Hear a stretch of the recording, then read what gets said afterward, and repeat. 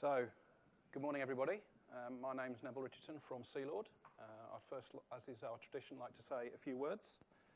Tēnā koutou katoa, no mai haere mai, ki tēnei wahanga, mata mahi o aha, mata mahi tahi, ki o mātou ho mahi, ki uru ai ngā ara tika hau, hei ora tono, ai tēnā ana kiwa o Sealord whānau, ka pirangi ahau, ka tangohia I nei tauto heitoa I a koutou, hei whakakaha o koutou mahi I Aotearoa.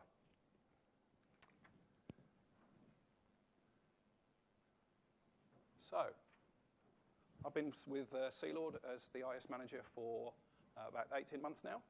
Before that, I was the CIO at Les Mills, and before that I worked in Europe for BMW. I did actually train as an archaeologist, so of course I'm absolutely applying that by some of the old relics that I deal with on a day-to-day basis. I'd also like to introduce Paul Scott from Dascom and Mark Young.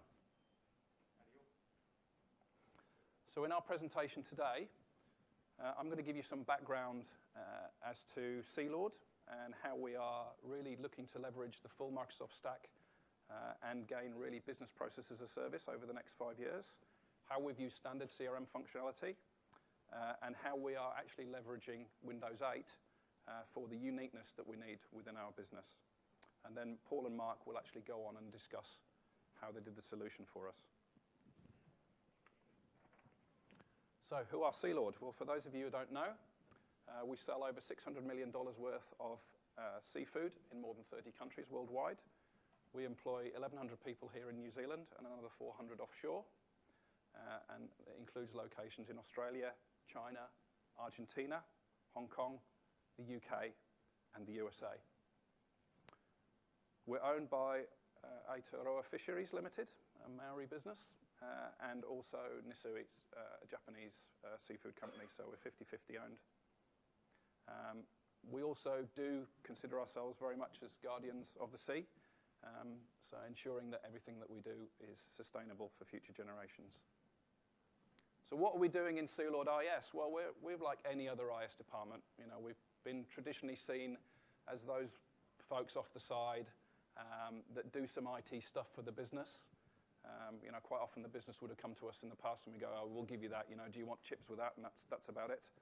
We're moving from that kind of environment with the business to be seen as truly integrated partners and process experts. So our focus now is much more on adding value to the business and looking at process improvement and business analysis, and much less on keeping the lights on. So where have we come from? Well, we come from an architecture like this, with systems like this, and as you can see from the date, this wasn't too long ago for us, to really a much more modern enterprise architecture based on the Microsoft stack. So this is our NAV system, and this is a CRM system that we're just implementing right now. And at the same time, we are taking opportunities to really improve our process in the business, to simplify things and to automate things. We've had some learning around that because when we started this journey, we pretty much said to a lot of our vendors, here's our business process, can you just make the system do that? Rather than us looking at what best practice is and looking at what best practice in the systems are and implementing that. So we've learned that lesson, and we very much take the latter approach nowadays. So we're also looking for much better real-time business flow and better decision-making. And again, by leveraging the enterprise stack that we've got, we're much better able to do that. We've still got some issues around BI, but we're really getting to a situation where we do have one source of the truth. So as I said earlier, you know, we've really concentrated a lot on the plumbing, and all this slide is basically articulating is that we had a real old mismatch in terms of our IS infrastructure and our line of business applications. So server layer, Server 2003, Server 2008, IBM AIX, a database layer that is both SQL and Oracle, line of business applications that are very, very disparate, quite a few things that we developed ourselves, and a presentation layer that was Office 2003 and not much else. So there was no real alignment in terms of what we were trying to do from an enterprise back-end perspective. We also had the challenge in the business that, traditionally we had our web presence, and we had some line of business applications that dealt with the core. But we had a big gap in between the distance between where we are in the middle and the end customer. So we also have to close that gap. So where do we want to be? Well, as I say, we've been taking this journey for over 18 months now. We have a presentation layer that is completely unified. So we have SharePoint and Office 2010, and we're very much looking forward to going to the next generation of Office soon. We have a server layer that's harmonized. Database layer is not quite there, but we're very much settled on SQL for that. And a simplification of our line of business applications. So again, NAV and some industry standard solutions that exist around that. Our manufacturing systems, our CRM systems, and then any less orderly workflow that we need to deal with, we're dealing with that in SharePoint. So where do we want to get to? Well, we very much have this vision in Sealord of taking our business process as a service. So when I started, 60% of the effort in IS was focused on keeping the lights on, and only 40% on business analysis and adding value. Where we are now with the changes that we've already made, we've swapped that around. So we're 40-60, 40% keeping the lights on, 60% focusing on adding value. And where we want to get to really is a 20-80 split. So we do see that leveraging the Microsoft solution set that we've got, we just want to, in the future, be taking business process as a service. Most of the processes that we deal with in Sealord are standard in the industry and basically standard worldwide. So why would we want to do something different? So where does CRM and Metro fit in? Because that's why you guys came for this presentation, right? Well, CRM was always the next cab off the rank for us once we'd done our ERP implementation. We've got lots and lots of business requirements to do that, so that was the primary reason for us doing CRM. ERP, we had to do it because we had a 15-year-old system which we couldn't maintain anymore. And we, as a business, are moving from, quite some time ago, we were silo-based product sales. We shifted fish. Where we're going to is much more around selling solutions to food service, to retailers, to our end consumers. The quality of a product is obviously the thing that we focus the most on, but there's a whole load of other things that we can do around that in terms of making sure our sustainability message comes across, ensuring that the healthiness of our product comes across, and giving our customers actually what they need. And to be able to do that, you need a decent CRM system. So that's why we've done it. So what do we utilize CRM for? Well, in the first wave, we're utilizing it for a sales system in Australia. That's been the first cab off the rank for us. For a customer database. Then we're moving right now into New Zealand sales and marketing. So providing some really good solutions for our sales team here. And that's what you're going to see later. We're also implementing some capabilities around dealing with communications and social media. We'll be looking at customer care. So we have some access databases and some things that we've actually done ourselves in the past, and we want to migrate those to sit within the CRM stack. And some future requirements. So it's certainly going through this journey has opened my mind as to what we can actually do with CRM. Anything where there is a customer relationship, we can use the system for. So we have a legacy engineering system that's basically a relationship between the engineers, their end customers in the factory, and the items that they deal with. We can do that in CRM. I would never have thought to do that, even 6 months ago. So we've got some real good opportunities coming up. But the challenge for us around CRM, because we've never really done this kind of thing before to this level of detail, is how do we ensure end user adoption? And how do we make sure that we deliver to the unique needs that Sealord has, but also plays to my needs in terms of the IS strategy to say, listen, if it's standard, if it's a process that isn't unique, then keep it standard. Do not mess around with things, because that then enables us in IS to do that focus on value add and less on keeping the lights on. So this slide here is really where I'm trying to explain that in a bit more detail. We very much have the concept in Sealord of 3 types of system, or even 3 types of business process.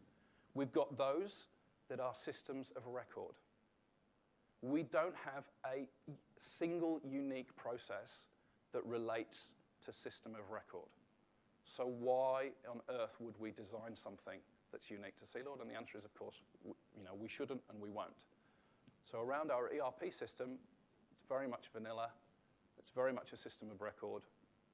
It works. It actually looks after probably 70% of what we do in our business, but we don't need to spend 70% of our time on it. Then we have those things where we need something to be differential. So it might be specific to our industry, for example. In those areas, we need systems and processes that are able to deal with that. So what do we do there? Again, CRM is a prime example. We configure it to meet those needs. There's that 5% of what we do that's truly unique to Sealord. Those are things where we want to innovate. We want a point of difference with our competition. So how do we innovate? Well, I don't particularly want to innovate in my ERP system. I don't need to. I don't really want to innovate in my CRM system because I want it standard. I want it vanilla. I would just want it to run. But what I can do, obviously with some really good partners, is do some really neat innovation in the Windows 8 layer. On top of all of this, that means I can keep the core standard, but I can do the things that Sealord needs right on the edge. And that's the one message that I'd really like to bring across to you today. That's the approach that we're taking.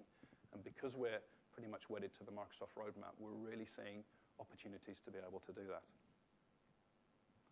So that's it from me. I'd now like to hand over to Paul, and he's going to explain a little bit more about what we actually did. Thanks, Neville. So my name's Paul Scott, and I'm a business unit manager at Datacom in the CRM space. Just before I sort of kick into the detail too much, I'll give you a little bit of history on where I've been. I've been implementing CRM systems since 2000 all over the world, New Zealand, Europe. I've got some battle scars, but I'd want to sort of give you one key learning from my CRM experience is really around keeping it simple. User adoption is key with CRM systems, and you've really got to keep it simple. What you don't want to do is 6 months or a year down the track with your CRM implementation, have a look and see that users aren't using the system, because you're going to get nowhere with your CRM journey very quickly. Just a little plug as well for those of you who do have dynamic CRM. We run a monthly dynamic CRM user group. So I would encourage you to come along to that if you haven't already. There's a link there, so please come along, have a look. So I guess the challenge that Neville set us was, we want a unique solution for Sealord's key users, and they are sales reps. Now, sales reps, what do? Sales reps in a fast-moving consumer goods company like Sealord, they sell at the end of the day. They go out, they visit customers, and they need to build relationships. But they're really hard to keep engaged in CRM systems. Over the years, again, you've got to give sales reps a tool that they can keep coming back to. It's the old, what's in it for me?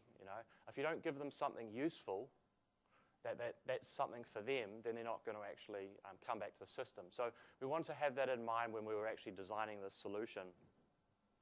And again, the old, you've got to make sure that people really love the system, want to keep coming back. And that was one of the key things for user adoption. We wanted people to keep coming back to this tool. So we had that in the back of our mind as well. But as Neville mentioned, the challenge is, he said, I want an out-of-the-box solution, okay? Or I want to reuse an existing solution. But he wants something unique and distinct. And of course, he wants it now, as all customers do. He wanted to also make use of the new tools that they had. And one of the things that Sealord decided very quickly is they wanted to give their sales force a Windows 8 tablet, a Samsung tablet in this case, what I've got here. So we needed to design something around that. So what we wanted to do was optimize part of the sales process that the sales reps will be doing. So we sort of asked ourselves the question, how could we make a sales rep's day easier? And we wanted to sort of focus around that. How can we really make their day easier? So obviously Windows 8 plus Dynamics CRM is really the answer that we wanted. And what we wanted to do, and any of you that have sort of been using Dynamics CRM know that it's a very flexible tool, but it's quite click intensive. I mean, just for instance, try and create an opportunity in an order and try and add a few products to there, and you're probably at about 10 clicks just to actually achieve that. So again, user adoption was something we really wanted to focus on. We also wanted something that was really visually appealing and sexy, and I believe we've come up with something that meets those criteria, which you'll see very shortly. So the solution we came up with was visit planning.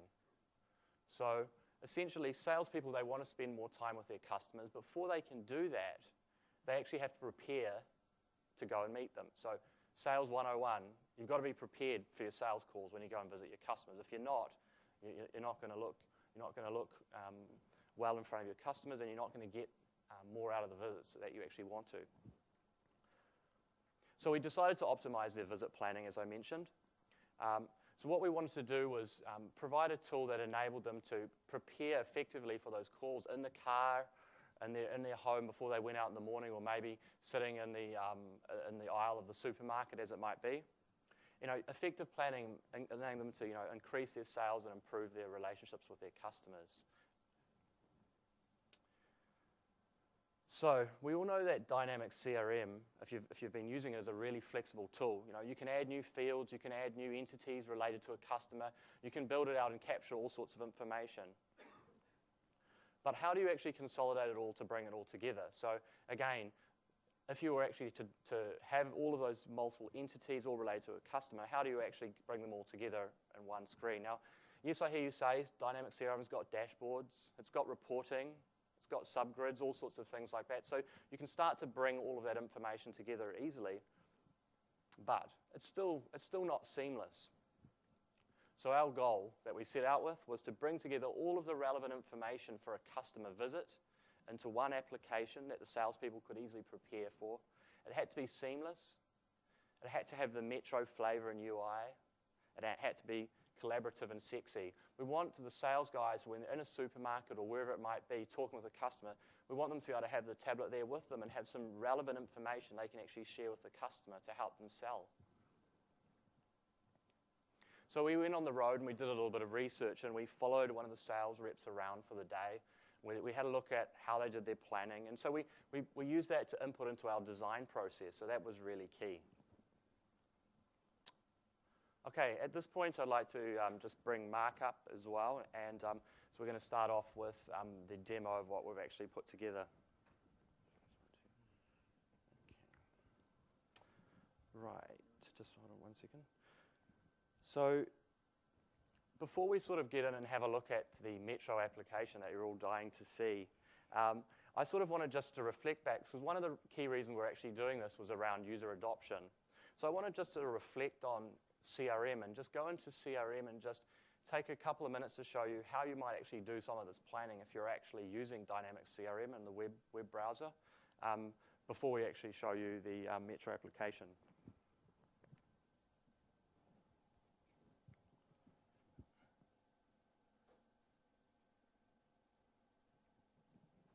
So I've got Dynamic CRM open now here, and I've got a list of activities up that I've got for my day, and for my week. So I can see a list of my activities. So if I have a quick look, I can see I've got an appointment at Mount Eden New World this morning at 9:30.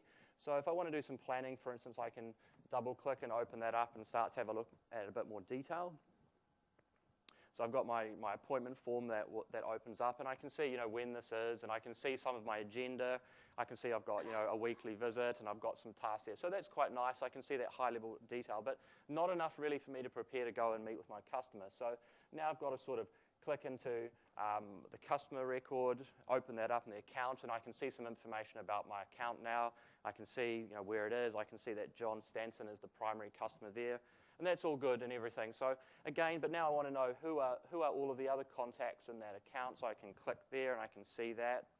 But I want some more information on maybe some of the objectives I've got in this account. I'm going to click there as well. And now I want to get a few more details on one of those objectives. I can click there. So I've probably had about 4 or 5 clicks, and I've had to drill in to get the information. So again, the information's there, but it's not necessarily that easy to get at. At this point, I'd like to just move over to our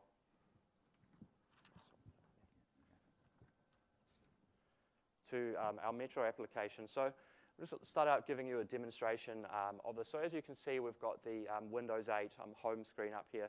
And I'm going to go ahead and touch the Sealord icon here to open our visit planning application. Now, the first thing I want to say is that we've actually spent quite a bit of time on the design elements of this application, the branding. So you'll see we've got the Sealord logo in the top left. The week planner font is a Sealord font. So if you go to Sealord's website or their intranet, we've got the same look and feel across it. So we've actually had a designer involved in helping us put all this together. The tiles that you see there, the background color again is the Sealord color. What you'll notice in the background is there's a attractive plate with a fillet of fish on a bed of potatoes there. So really trying to bring through the idea of fish and the branding. So that was really important to us. So I'm just going to hand over to Mark, who's going to talk about the first screen in the application. Excellent, thanks Paul. So here we can see on our first screen, we've got a standard sort of metro layout and feel. And I can see here all my appointments for this week, or actually the next 7 days that are coming on up. So today, my first appointment coming up at 1 p.m. this afternoon is at New World Mount Eden, as Paul's already mentioned. And I can see here a little bit of the briefing about it, so that I'm not needing to open it up to see my next details about my next appointment. I can use some semantic zoom. I can jump, say, through to Tuesday to get there quickly. No worries. And all of this is in a very nice, easy metro interface. Now, if I bring up down the bottom, I can control some of the pieces. Can't quite see it on there. That's okay. Around offline mode. So this application works offline. When a sales rep walks out of the car, they don't need to have a 3G or a Wi-Fi connection. All this data is stored on the device, and we're going to mention that in a second. So we've got some options to, say, pull down some more details from that. And if I click on our first appointment, then Paul can walk us through what we can see here. Okay, so the idea is when I'm ready to plan for a particular appointment, in this case, a New World Mount Eden, I click into that. Now what you'll see is, again, we've now carried the branding through, and so the header bar, we've got the Sealord font coming through. So this initial screen provides us some information, high-level information about the customer, where they are, who the primary contact is on the left-hand side there. And what you'll notice is there's a little more option at the bottom as well. So what we've recognized is there may be more information held in CRM, or maybe you want to go and actually edit something about this account. So if we actually click the more, it will actually open up the CRM form in there for you, and actually you can go and see the more details if you absolutely need to. Back to the application now. On the right-hand side, we now get full details about the agenda of the appointment. Again, all of that's being pulled from CRM. I'm just going to now scroll across to the next screen. So here is where the sales rep can see their objectives. So objectives are sort of medium or long-term tasks that need to be carried out with the customer that may follow over multiple visits. So we can see that we've got a few objectives there too. One's increase the facings of 250 gram cans in the aisle of tuna probably.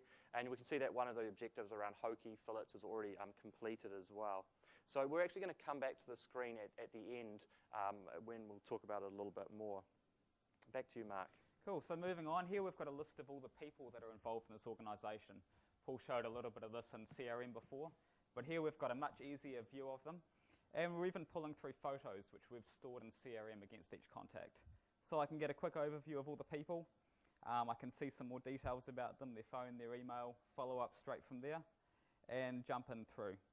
So it's a much nicer looking interface than what you might see inside CRM. So moving across, we've got a list of the current promotions. So these are the special deals that are available to this store under their promotional group at the moment, and also ones coming in the future, in case there's some business that we want to drum up there for saying, hey, you need those extra cans on the shelf. They're coming, they're going to be cheap if you order 1,000 of them in a month coming up. Now this is a lot easier than inside CRM. CRM, the way we've got it set up, actually requires multiple clicks, and you can't get a flattened list of all the products. So here's a... Okay, the next screen that we've got here is really around two things. First of all, it's the ranging. So how it works in this area is that the supermarket or the customer will agree to range or buy your products on a regular basis. So in here we can see that in this particular supermarket, New World Mount Eden, we've got 4 products ranged. And what we can actually do is we've actually overlaid it with the sales information coming from CRM. So for instance, if I click into the Sealord chunky style tuna cans or down into the pink salmon, you'll see that the graph updates.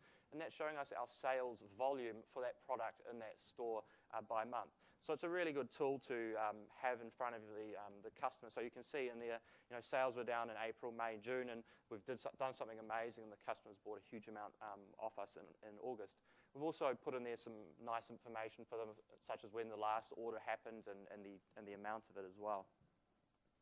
If I just scroll over to the next screen, we give the salesperson a bit more detail around the orders, so they can see the recent orders, when they were, and how much, and which products were included. And on the right-hand side, we've given them some information around the share of the Sealord products in the store.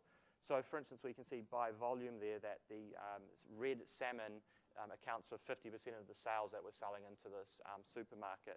If I just scroll that up there, we can see the same information now by dollar value. So again, really empowering the sales rep and giving them some nice tools that they can collaborate with. And lastly, on this screen here, we've got some photos. So these are some pictures that we might have taken the last time we were in the store. We saw we had an objective that we needed to increase the facing of tuna cans inside the store. So here might be a photo, and if we flick into one of these, we can see a photo of how it's supposed to look last time that we were in the store. And let's say we've had our discussion with the person that we're dealing with. We can wander down the aisle, flick up there, and using the, whoa, that's me, sorry about that. We'll take a photo, actually we won't.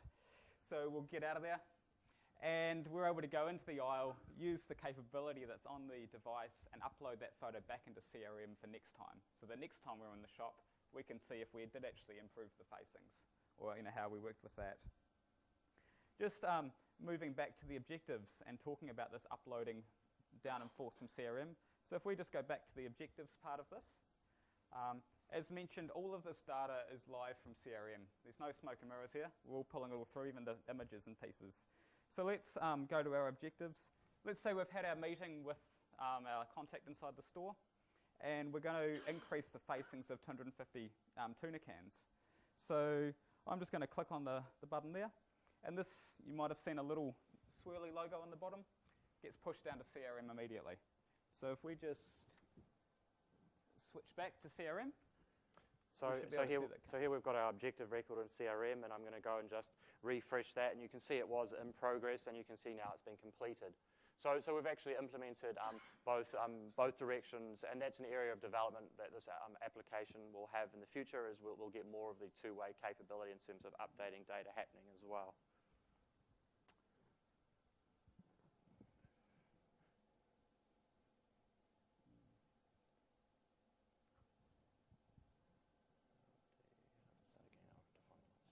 So that's the end of this particular demonstration here of the app. What I'm going to do now is just hand over to Mark, and Mark's going to take you through a little bit more of the technical detail, how we actually built that, and how it actually works.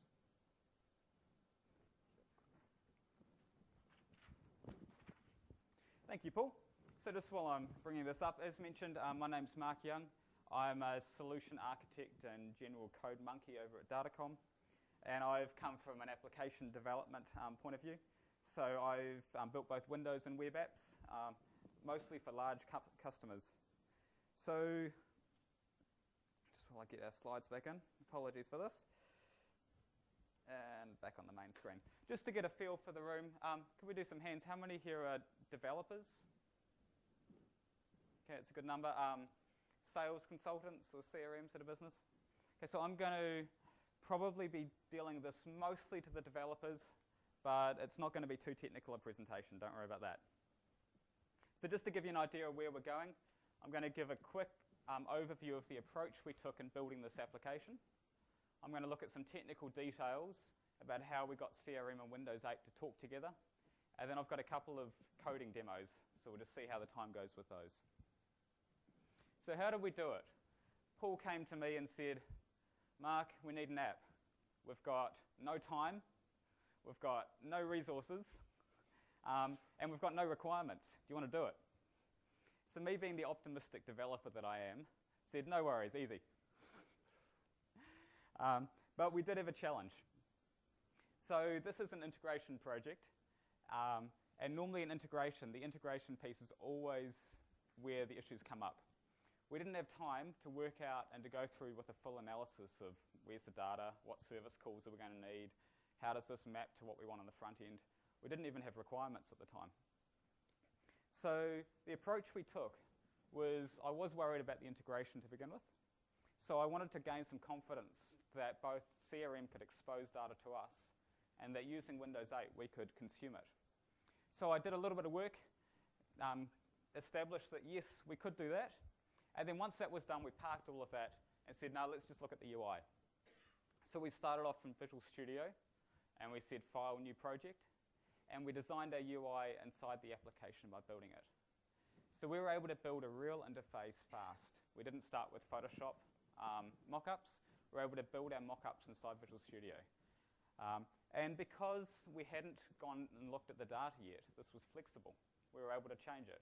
We hadn't wired this all up to CRM. We didn't have 17 layers of data going up and down. So we were free to throw screens in, to throw screens out, to move some things around. What happens if we put some graphs here? Oh, we can look at some charts here. Let's do some of that. Then once we had that sorted, and we'd been able to hand the tablet around and give it to people and say, have a play with this. What do you think? Do you think this might be usable? We could put the data in later and work with our CRM team to make sure that both CRM had the data that we wanted, so that we wanted images in our application. So it's like, how are we going to put that inside CRM? And we could work with them to extract that. Now this sounds like a pretty standard process. Isn't that what we always do? Yes, it is to a certain extent. But Windows 8 offered us a lot of advantages that up to now, and at least in the desktop application, we haven't been able to do. And the first one might be a little bit surprising. But the prescriptive design of Metro is actually freeing. There's something about kids, even. You give them a few rules, and it's amazing how much freer you can actually feel. So Metro's got a whole bunch of design principles. The nicest thing from a developer is that out of the box, they actually look good. So we've got some principles. We've got some standard design. We can put them in there, and that means that we can concentrate on the data and what information do we want on the screen, not do we want Comic Sans there or Arial in that title, and do we want this to be bright red or hot pink somewhere else. Also, the design time experience is getting a lot better inside Windows 8 than what it used to be. Working with WPF from some of the early versions, it really wasn't that flash. The new ones are much better. And lastly, the built-in Metro controls actually offer a polished, usable experience out of the box. Gone are the days when we were building a WinForms app and we drag a few text boxes and some labels onto the screen. We have to show it to the clients going, oh, the data's sort of there. We know it looks ugly. It's awful, but it sort of looks like the data's there. Now what we can do is the out-of-the-box experience we can happily give to someone and say, not only does it look good with animations and movement on it, not only is it good enough to demonstrate, it's actually good enough to go to production. So those are some advantages that Windows 8 offered us. Here's just a quick screenshot of how we were working in some of the early days. And you can see, and I'll cover it later, that we've got data in there. Having a design time experience right is one of the most crucial pieces inside Windows 8 development. We can put sample data in there. Data allows us inside the designer to play with things, how they're actually going to look. We can check the margins, we can play with the colors, and we can interact with it, even though we haven't touched CRM. At this stage, we had 0 of our integration going. So here's the part where I get to put on my architect's hat. And normally I'd be drawing boxes and lines and more boxes and spaghetti and everything else. But in this case, we've gone simple. And this is some of the parts that are getting me really excited about both where Windows 8 and CRM are going and where the modern data architectures are going. Our goal was to make data a first-class citizen. Now, over time, we've had all our patterns such as service-oriented architecture, which is great. We've had all the original screens where we used to do forms over data. And while we had data, data was exposed via, we had a database, and we put a stored procedure on top of it. We then throw a service layer, we put it over the wire, we get it up to the front end, and the package that you get as a developer on the front end is no longer a piece of data. It's no longer that customer record of saying this is John Smith. In fact, it's a packaged version of here's the fields for your screen. And if the person who's designed that service doesn't know how you want to use it, Or if you want to change how you want to use it, you've got to go right back to that guy at the beginning and say, mate, can you add me a new store procedure? Can you put a new service layer? Can you change your objects going up and down? The process of doing that, and while that's great, and having service-oriented architectures have enabled us to communicate across machines, being able to make data a first-class citizen is something that's really transforming the way that both the web and other areas are working. We're seeing that with things like Twitter APIs. I had a colleague who came to me at the beginning and said, expose data. And the reason for that is, don't constrain your consumers. You don't know who's going to be wanting to consume your application, and we don't know what sort of experience they're going to try to put on top of it. So don't try to second guess them. And touch the edges. So this is building on top of what Neville said before. If we don't need to build a full stack, if we don't need to put a big service layer inside CRM, we don't need to do it. The more work we can do on the edge, the more value we can offer quickly. So our solution, extremely simple. CRM exposes OData interfaces, and we're consuming those directly inside Windows 8. That's it. Windows 8 knows how to talk to OData. And so what we're doing is when you first boot up the client, Paul didn't show it, it will ask you for some AD credentials. We're accepting that and storing those on the device. Windows 8 with the .NET framework has now got a whole bunch more helper methods to assist with storing passwords securely on the device in a way that the user can manage, they can roam, they can clear those credentials. So whenever we make a call through to CRM, we just attach those AD credentials onto the call. Easy as that. Now, why do we use the OData interface? How many of you have used OData before in the past or are aware of it? It's a good smattering of hands. So OData, for those who aren't aware, came out a few years ago. It had come from a Microsoft project called Astoria and from a bit of other work that was happening in the community. And essentially what it is it's an HTTP-based interface that exposes data entities directly. It allows you to query objects via a query string. So I can spit up Internet Explorer. If I know the syntax, I can play with the query I'm issuing, and I can get a different set of data back.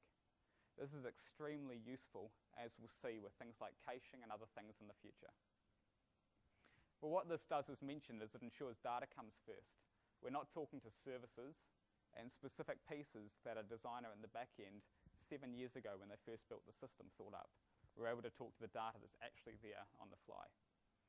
And OData's got advantages where it's standard, and it's easy to test and understand. I can send someone a link, an IE, to say, here's the link, and they can go, well, why isn't this working? It just shows up. Anyone can understand it. There's tools out there in the marketplace, and we'll see some of those in a minute. And it's ready for other clients. It can expose a JSON interface. We can put an iOS client front end and reuse some of the same data that we're doing. And it does reduce wiring, or at least mostly, if you believe the sales pitch. So what I'd like to do is show a coding demo of that actually in action. And I'm going to show a demo of us consuming OData, and this is how we did this inside the application. Okay, so just going back into CRM, what I'd like to do, and something I haven't actually built inside the application yet, is to be able to expose a list of all our accounts. So you saw on that home screen, we had a list of my activities for the week, but it would be really nice if we could look at all of the accounts inside the system. Here's a list of my active accounts. But I'm not wanting to look at just my accounts.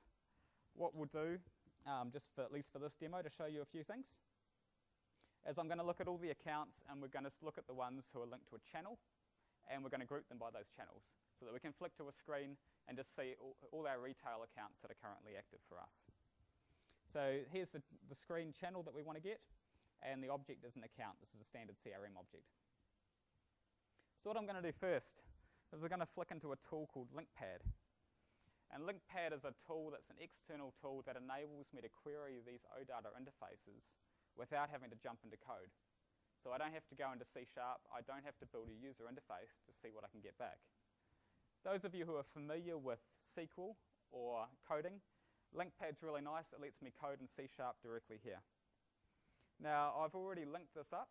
We should be able to see on the left-hand side here to my endpoint. And what I can see under here is a list of all the data objects that are available through this OData interface, which should be all our data objects that are inside CRM, including all of our custom ones. Those of you who have used SQL Management Studio before, this is would look very similar to that. So I want to get the accounts. So the object here is called an account set. And I can cheat, and I'm going to right-click on here. And that's got some pre-canned queries. And let's click on this. From A, an account set, where some clause, select A. Very simple and straightforward. Now, if I execute that immediately, actually just what I'm going to load up one other thing inside here. It's fiddler, so we can see what's happening.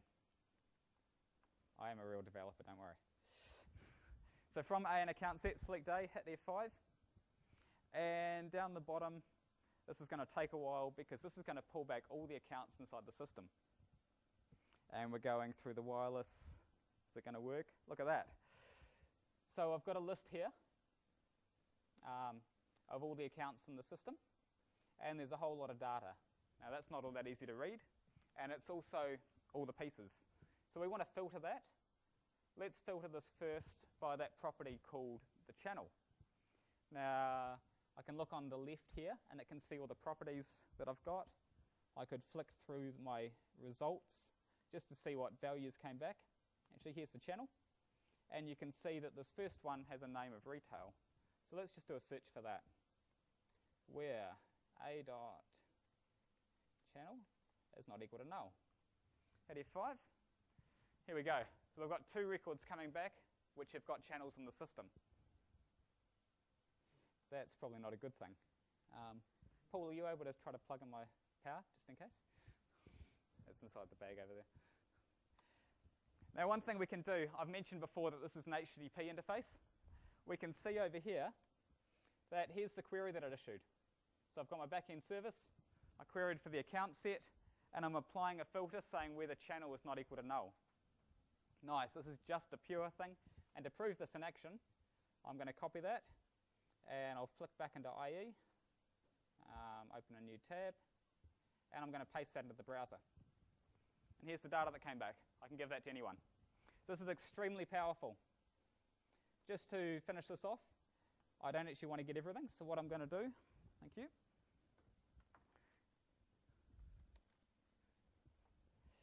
Let's see if what we blow up here.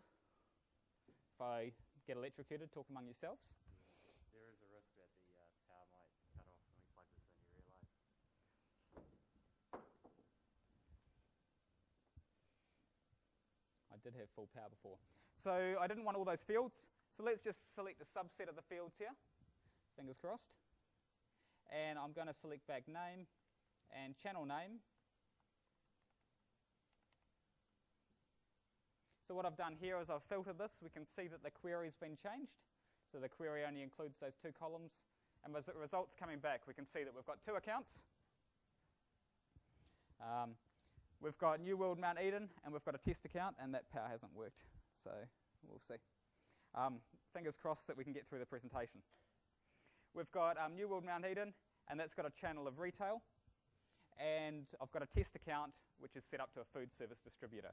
So now we've been able to test all this code without having to go into any code. We can get our queries right. We can pull out all the data. And now what I can do is I can flick this across into Visual Studio. So I've got a method I've already got sitting there ready and waiting called get accounts with channels. I've already wired this up to a screen, but it's not doing anything. So I'm just going to copy in that code, and I'm going to have to do a little bit just to get this going. But I'm just wanting to show you how quick it is to be able to pull in some data from CRM. So I'm going to grab a context, and a context, if I put the right words in there, data service helper. So context is just a reference to the service, and I'm going to grab an instance of that. Now what I can do is I can go accounts equals my original query.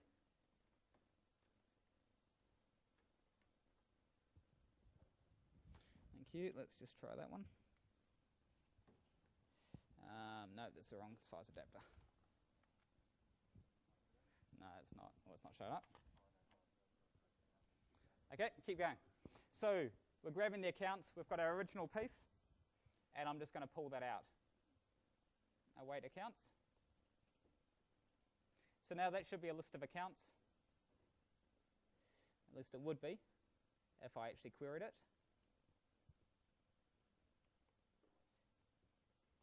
And there's my, so what I've got in code now. Nope. Oh yes, we're on now. We're all go. Excellent. Thank you. And it was 100% full too. Oh well.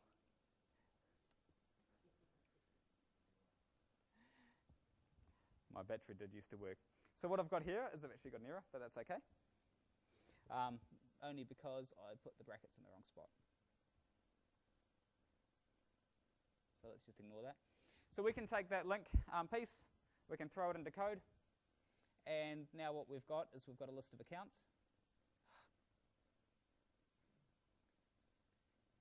And the demo gods are not smiling on me at the moment, are they? Now what we want to do is I wanted to group it. That's okay. How about I include the word called execute? So we've got our link statement, and we're now executing it. We're turning that into a list. I'm now going to group that, and I want to, now I'm in code, and I've got my whole object, so I can go return accounts, and I'm going to group them by the channel name, and I'm going to export just the name and turn that into a list. So here's my method. My method's gone off to CRM. It's grabbed a list of all the accounts which have got a channel. It's pulled back just the channel name and the account name, and it's returned back a group of that in C#. If I hit F5 on this, what I should get is our application loading. I've got a screen that I've already linked to, and that should now show a list of my accounts inside the system. And I'm in the simulator mode. That was a mistake. Let's just quit out of that, and we'll run it locally. So this is the process that we went through for developing for CRM. And I guess what I'm trying to show here is that if we make data up at the forefront, and if I just click on retail accounts, we can see here we've got our 2 accounts come through from CRM. Bang, done.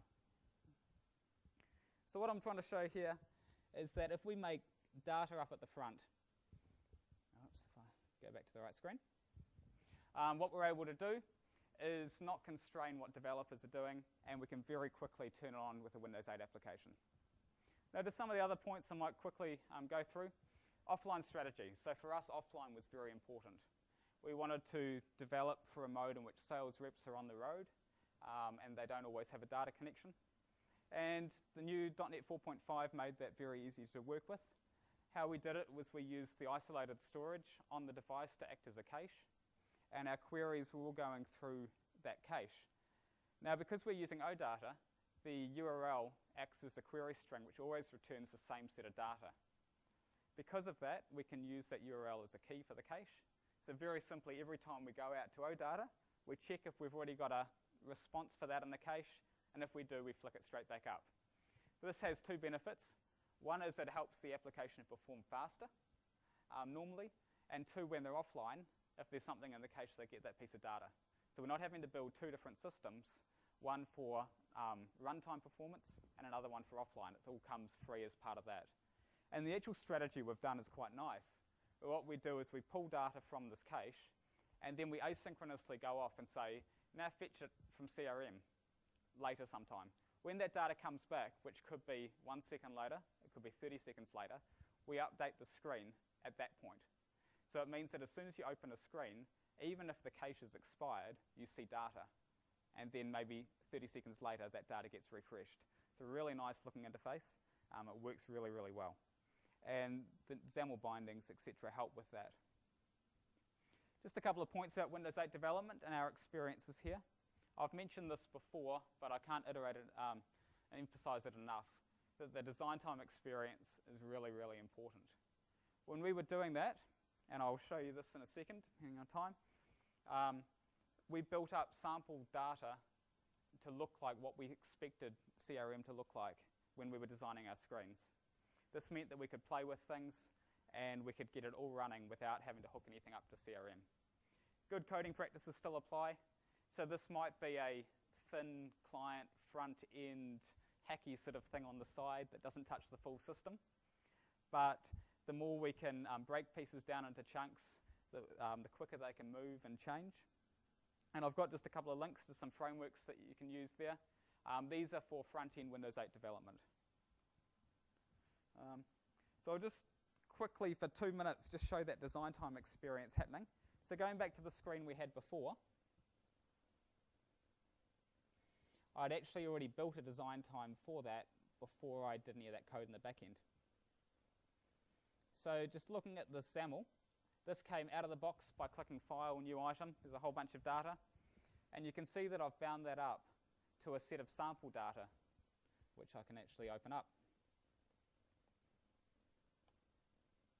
Okay, that's what my sample data looks like. Very, very easy in code to build this up. I can make this look like anything. But what this allows me to do is to spin up the designer. And inside the designer, here inside Visual Studio, we've got that data in there. So now what I can do is I could open up this in Blend or something else. I can play with the margins, I can play with the look, and I don't need to have had this hooked up to anything.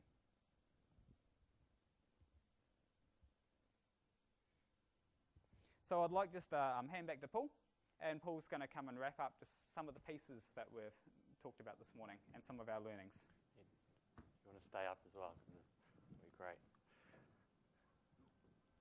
So yeah, I hope you've enjoyed the presentation today in terms of having a look at what we've actually built for Sealord. I guess if we just want to wrap up and give you a couple of takeaways before we go to some questions.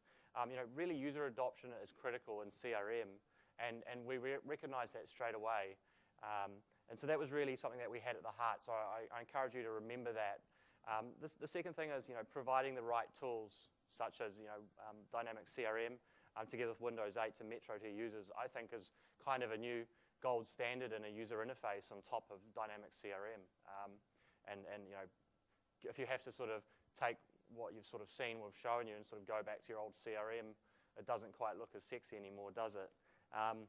One thing I would like to say is that this area is still developing, and no doubt the CRM product team is going to be coming out with a Metro UI of some sort. So what we've done is, by focusing on a specific use case, in this case around the visit planning for Sealord, we've sort of made sure that whenever they come out with something, we're not going to sort of be trumped. So what we've got, we'll be able to continue on, and we sort of can't go wrong, if you like. And Mark, in terms of the wrap-up on user data that's available? Yeah, so my biggest pieces is just around that data again. Make sure you expose the data the whole way up. Don't hide things, don't hide fields, and use it and bring it together inside an application in a way that's really data-centric rather than workflow. I say that is workflow-centric rather than maybe a forms and constraint to look exactly the same as a database. I would just say, just on this, you're very welcome. Come up and have a play with the device. It is a lot better when you're actually touching it than having to see it up on the screen. So I really recommend have a play with it. The feel is very natural with Windows. Yep. So we've got our email addresses up there, and you're more than happy to drop us a line if you've got a question. Yeah, if there's any questions, we're happy to take a couple now.